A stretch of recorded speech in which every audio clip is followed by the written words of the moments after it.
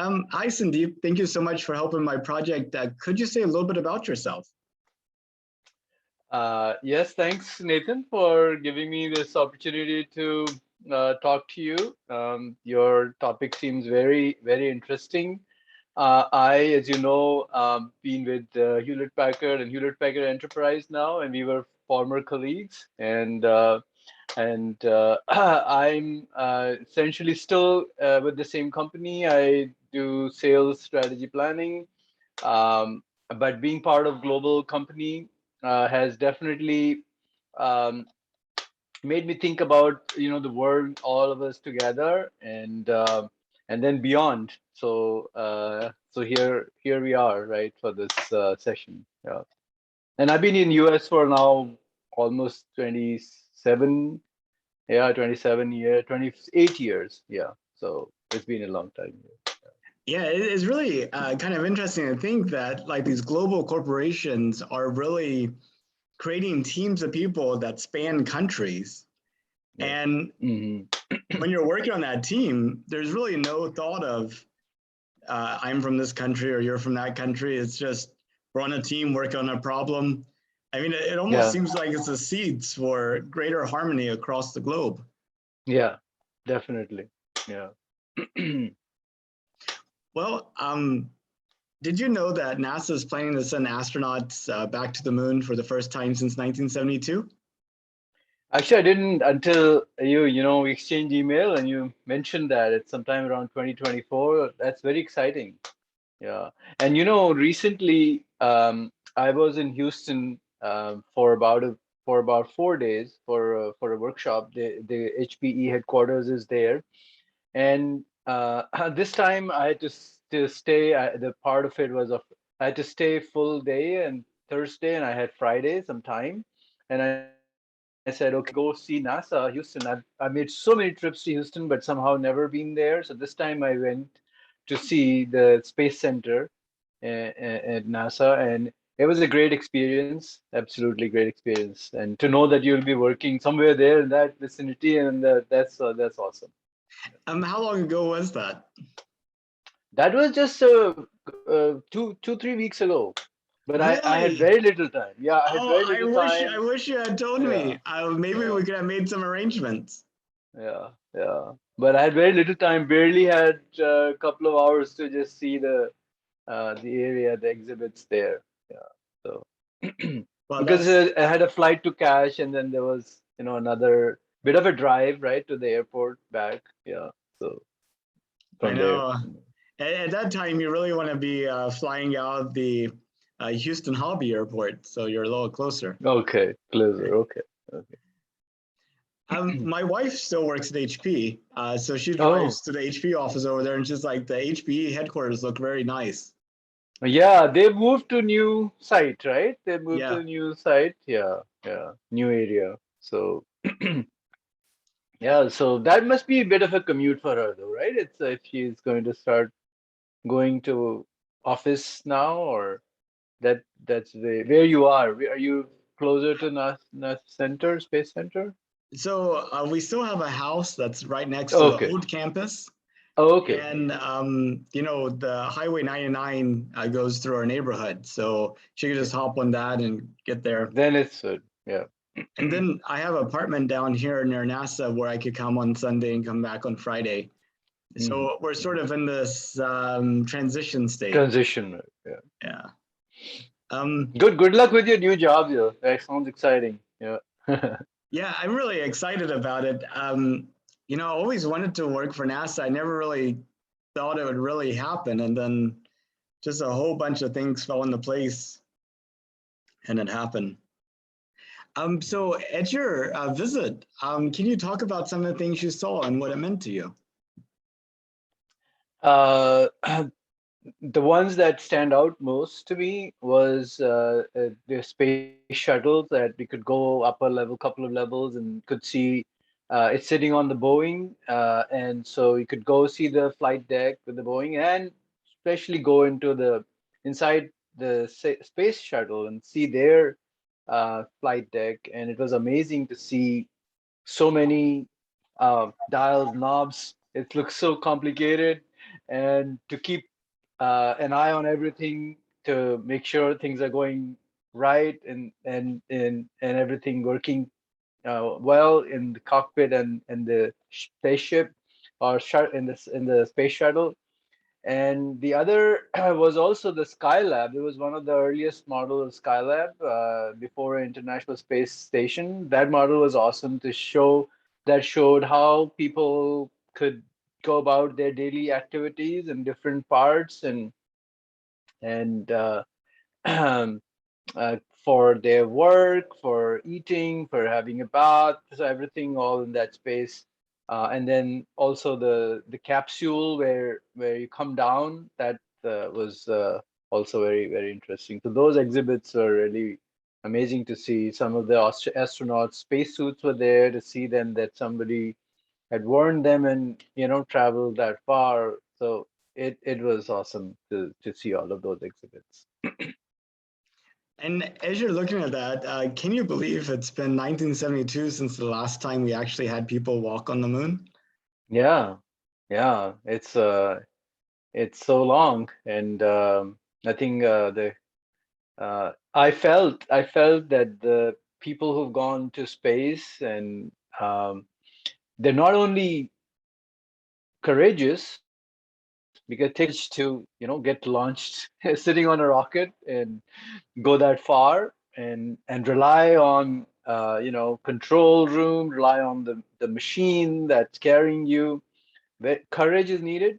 Plus, I think it needs your emotional strength, to be in that space, and that it's not too big, right? Everything is close by, to get used to those close quarters and your colleagues.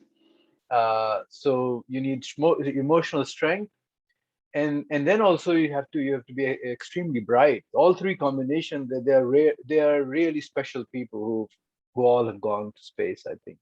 Because yeah, that's because you have to be bright to be able to understand all these how this is working, all the dials and knobs, and even if they spend a lot of time, but it's still very complicated. So it's a combination of courage, your physical strength to sustain all those extremities and in space and travel, and emotional strength, and of course your capability, mental faculty. So that, I think, awesome. Those are the really special people who train and go there. Yeah, I mean, the first set of astronauts were former test pilots. And, Mm. these are people, as the airplane's falling apart around them, is calmly talking about status and the next button to press. And, Yeah. Isn't that amazing? Yeah. Yeah. Uh, uh, but what do you think about us going back to the moon?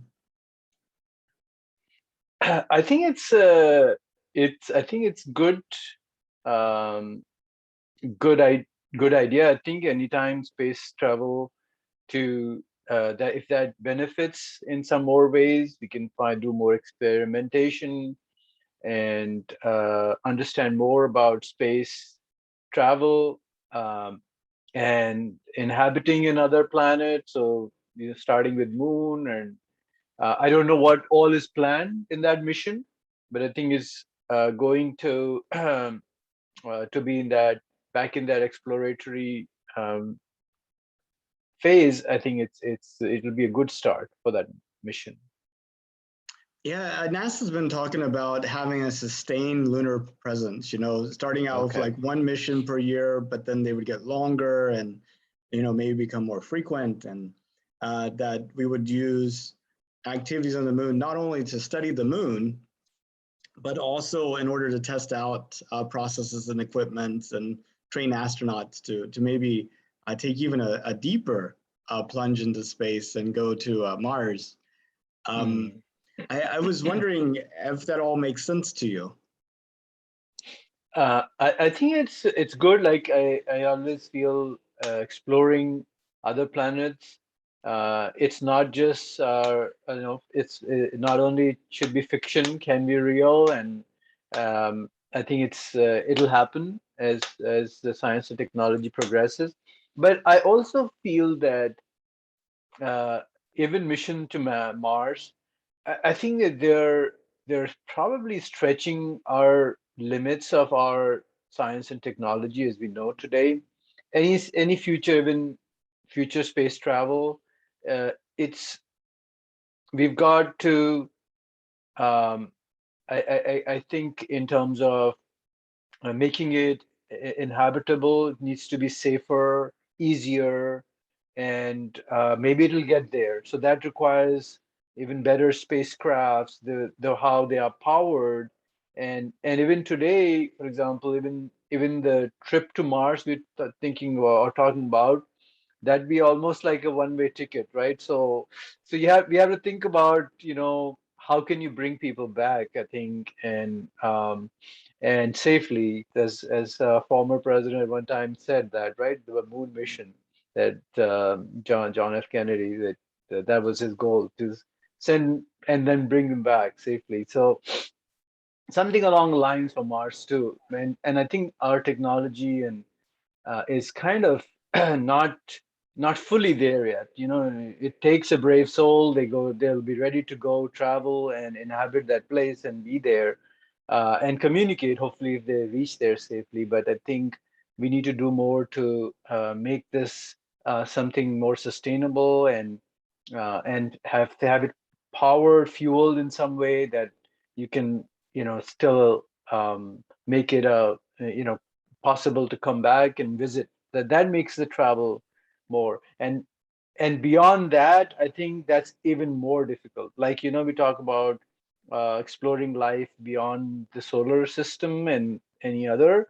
That's even beyond imagination, because you when you talk about the distances and how even the at light speed is that far, we're not there at all, nowhere near to be able to explore by physically, any missions. But I'm hopeful. I think we and where we'll go. I'm sure it can't be it's a small step, and then every step counts, though. Yeah. So every step counts. Oh, where do you see humanity in 200 years? I think it's an interesting question, Nathan. If we don't have anything major that obliterates us, or we don't obliterate ourselves, I think there are lots of possibilities. If we don't have like big wars or something, or a big pandemic that just makes us extinct, but otherwise, I think there are lots of possibilities. we could we could maybe discover life on another planet. I think there's definitely I think somewhere I read that there's so much space, so many planets, an Earth-like planet, so many galaxies and solar systems, that it should be teeming with life. Otherwise it's a big waste of such a big space. Right? So I think that it's teeming with life. There's life out there and other galaxies somewhere, parts of the but will we get to see them in 200 years? But definitely, I think um, we'll be able to make the space travel much easier, and maybe we'll have and then the humanity will have that. Yeah, I think space collaboration and presence for sure. Yeah, I in hope space. you're right. Well, I mean, if it was safe and affordable, would you take a trip to space? Uh, Safe and affordable. I would, yes, I would take it. And yeah, I would take that trip if it's with that way. Yeah. This How far would you go? To orbit, to the moon and back, or would you immigrate to Mars? I haven't thought that far, but I'd like to go maybe to the orbit and back. I'm gonna play it safe, yeah. But even moon trip and back is good. But if that's like within the affordability and safe range, yeah, I'll do it. But I think in Mars, like immigration to Mars, no. I think until, like I said, there has to be some way of coming back and revisit, make it a visit, not one way ticket. Then I'll think about it. Yeah. But let's say one of your descendants actually immigrates to Mars, and your great, great, great, great, great granddaughter has grown up on Mars her entire life. And she's now in Mhm. high school, and she's Mm. doing a history paper on what the 2020s were like. What are some things that you hope she can put in that paper about the 2020s? Wow, I think that's such a such a great question, and it's just stretching my imagination, and that pretend possibly could happen with people growing up in Mars, yeah. And I think it'll be like, um, you know, you know how we watch some when we watch any movies, old movies, and how we see people in those times. I think it'll be something like that. You might be thinking about what was not right, not lacking here at those times, and progress hadn't been made in this area. So she could be writing about that. But at the same time, I'm sure she'll appreciate the people because they continued to make progress and push for progress that could lead to the possibilities of future generation exploring space and expanding to Mars and settling down. So I'm sure at any time, even we look back all how science and technology was developed, we owe a great deal to all the people who were before us, you know. That's I think would be the right thing to say about even histories here, that effort and efforts and um, courage that people are showing in these times to take these missions for exploration, that paves the way for that Mars inhabitation. Yeah. So Yeah, it'd be interesting to imagine this being watched by people on other planets who grew up there. yeah. Well, Sandeep, I know we talked about a lot of things. Is there anything that you wanted to talk about, or did you have any questions for me? Um, well, what do you think where we headed with the space exploration? Well, have you been keeping track of what Elon Musk has been doing in South Texas? No, I wouldn't say not very closely. I know there's SpaceX. They have SpaceX, and that's a big leap to, yeah, but not more than that. Yeah. He's working on creating a completely reusable rocket that can carry 100 people to space at a time. So you only have to pay for the fuel, which is relatively cheap for rockets. Mhm. And he's thinking that you would be able to use the same rocket 3 times per day, and that he would be able to manufacture 2 of them per week. So, and that you could use it for point-to-point travel on Earth. So you go from, you know, um, from California to Tokyo in like 30 minutes. You could use it Ah, to go to orbit. You could use it to go to the moon. You could use it to go to Mars. And what he's really says he's focused on is building a million person city on Mars by 2050. And I think he's able, if he's able to get the Starship to work with the reusability and cost and reliability, I think we're about to see space travel change fundamentally like air travel did at one point. Like, wow. I think Mm. by 2030, we won't be able to even, like right now, we won't even be able to understand or talk about the things that would be possible in 2030, just like the internet in the 1990s. I mean, could you Yeah, imagine going back to 1990 and talking to yeah, somebody about online shopping? yeah. Amazing. Yeah. You know how far we've come on that. Yeah, true. So maybe we are at that cusp at that point here as well, right? Because I always it was coming to me also. I was thinking that the first use of this space technology would be the travel point to point on Earth itself, and we had that what was the aircraft, the French, I'm forgetting, Concord. Concorde, right? And there's another boom. I think there's another one coming. They're trying to exceed the sound limit and everything, but I think the real breakthrough will be if what you say, that can happen with the space travel, plus making travel much faster, easier on Earth as well. Yeah, yeah, that's awesome. Yeah. And, it's just like once you have a city on Mars, then it becomes a self-fulfilling reason to travel in space, sort of like a city in the desert. Yeah, right. Exactly. It can happen, right? Yeah. You're right. You're right. Absolutely right. Yeah. Well, Sandeep, Great. thank you so much for your time. And if you ever come to Houston and have more time and want a follow-up tour, let me know. Okay, great. I'm glad you're doing what you're doing, Nathan, and good to see you. And good luck. All the best. Yeah. Okay. Best wishes. Bye. Yeah. Bye-bye. Bye.